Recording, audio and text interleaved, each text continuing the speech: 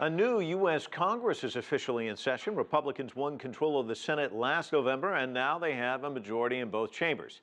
CCTV's Daniel Ryntjes joins us live from Capitol Hill. And Daniel, start of a new session often comes with these lofty ideals about Republicans and Democrats working together.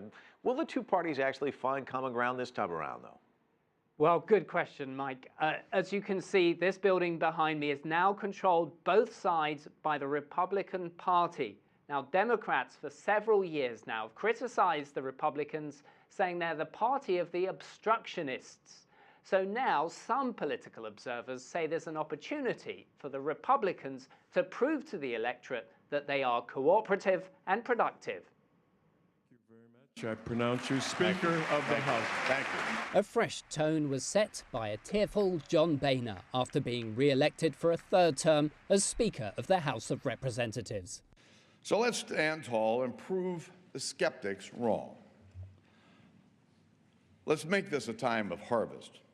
And may the fruits of our labors be ladders our children can use to climb the stairs to the stars.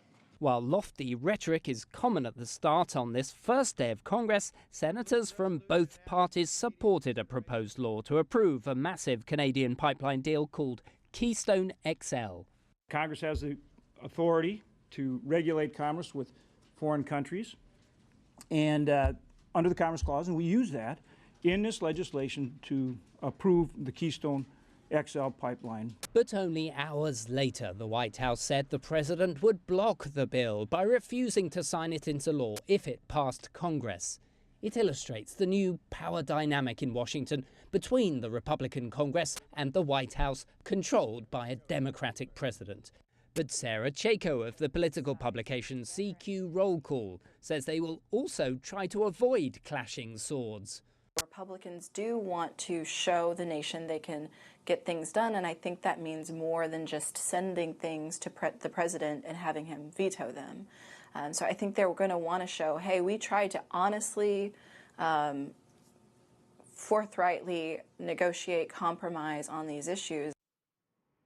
So the challenge is not so much managing the tensions with the other party for the Republicans, but actually to manage the tensions within their own party between those Republicans on the conservative side who want to see more confrontation and those who see room for compromise. Back to you, Mike. Well, Daniel, we see a lot of tension in Washington, D.C. What we don't see is a lot of action. So looking at what happened today, do you really think there is a chance that they can work together? I know it's the same question, but really kind of getting at the heart of this issue, isn't it?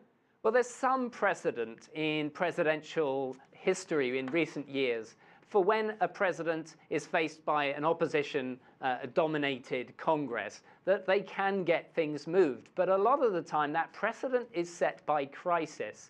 So when there's a major crisis, for example, when President George W. Bush faced the beginnings of the financial crisis, there was a lot of new laws came into place because of that crisis. So it depends, I think, on events. And it also fundamentally, I think, depends on how people like John Boehner can control and manage those in the party who want to grandstand and want to show that they are different from the establishment. I'm thinking in particular of those who lean towards the Tea Party, those who want to show their electorate they are not beholden to the old values.